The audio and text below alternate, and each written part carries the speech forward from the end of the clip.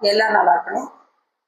இப்போ ரீசெண்டாக வந்து யூடியூப்ல, இன்ஸ்டாகிராம்ல, ஃபேஸ்புக்லலாம் ஒரு ட்ரெண்டிங் ஒரு சில ஜோசியர் கிரியேட் பண்ணிட்டு இருக்கா. என்ன அப்படின்னு கேட்டிங்கன்னா, அதாவது இந்த பெருமாளை இந்த ஜாதகக்காரா சேவிக்காதீங்க. இது புதுசா இருக்கு, பயங்கர முட்டாள்தனமா இருக்கு.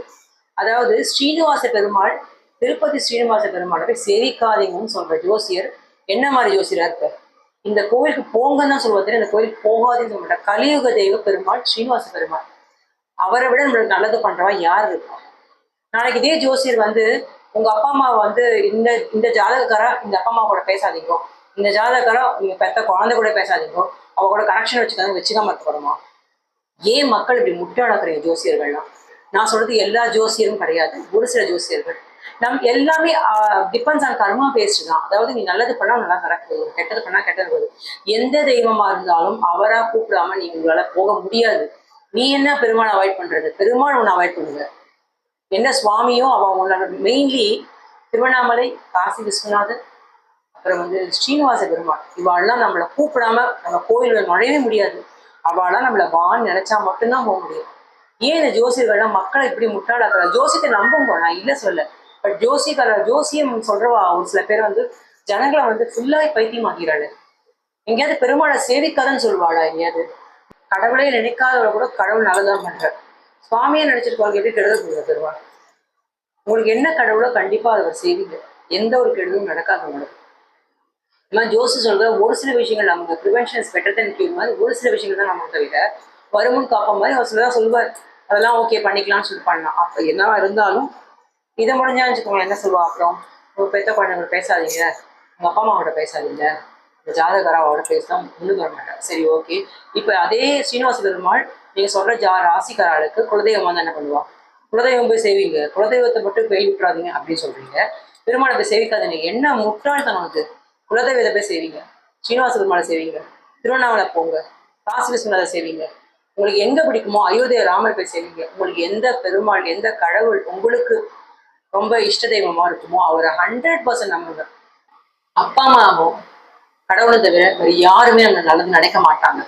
உண்மையாவே ஹார்ட்லி நாக்கு வரைக்கும் சொல்லலாம், நீ சூப்பரா இருக்கணும், சூப்பரா வரணும் அப்படிலாம் சொல்லலாம். பட் அவங்க உள் மனசுல எவ்வளவு பேர் நல்லது நினைப்பாங்க தெரியாது. நம்ம நல்லா இருக்கும்னு நினைக்கிறவங்க மாதா பிதா குரு தெய்வம் சொல்ல பாத்தீங்களா? மாதா பிதா குரு, நீங்க என்ன முன்னுக்கு வந்தாலும் இவங்க 3 பேரும் பொறாம மாட்டாங்க. அப்புறம் தெய்வம், கடவுள். நம்மளுக்கு இது கடவுளை தவிர யாருமே நம்மளுக்கு நல்லது பண்ண மாட்டாங்க, அப்படிதான் நல்லது பண்ணுவார். ஸோ நீங்க தயவுசெய்து பயப்படாம உங்களுக்கு என்ன கடவுளை பிடிக்குமோ போய் அழகா சரணாகதம் பண்ணுங்க. ஸ்ரீனிவாச பெருமாள் நீங்க நம்பி போய் செய்வீங்க. எனக்கு பெருமாள் நல்லது செய்வார், நான் என்ன மாத்திக்கிறேன். உங்களுடைய கடமையை கரெக்டா பண்ணுங்க. உங்களுடைய கடமையை கரெக்டா பண்ணுங்க. யாருக்கும் கெடுதல் நினைக்காம உங்க மனசாட்சிக்கு எது நல்லதோ அதை கரெக்டா பண்ணிட்டு கடவுளை வேண்டிட்டு யாரை பத்தியும் நம்ம யாரை பத்தி பராமப்படாம வாழ்க்கையை நீங்க கொண்டு போனீங்கன்னா உங்க லைஃப் சூப்பரா இருக்கும். உண்மையா சொல்றேன். உங்களுக்கு எந்த பிடிச்ச கடவுளோ அவங்கள வந்து பரிபூர்ணமா நம்புங்க. அவர் உங்களுக்கு கண்டிப்பா நல்லது கொண்டு பெரிய மிராக்கள் நடக்கும் உங்க லைஃப்ல. கரெக்டா உழைங்க. உட்காந்து ஜோசியை சொன்னா சொல்லிட்டு வீட்டுல உட்காந்து யாரும் வந்து நமக்கு வந்து எதுவும் கொடுக்க மாட்டாங்க. நீங்க உழைச்சுதான் ஆகணும். நல்லா உழைங்க. உழைச்சிட்டு நீங்க என்ன உழைக்கணும் அது பலன் கடவுளே நல்லபடியா வாழ்க்கையில முன்னுக்கு வருவீங்க.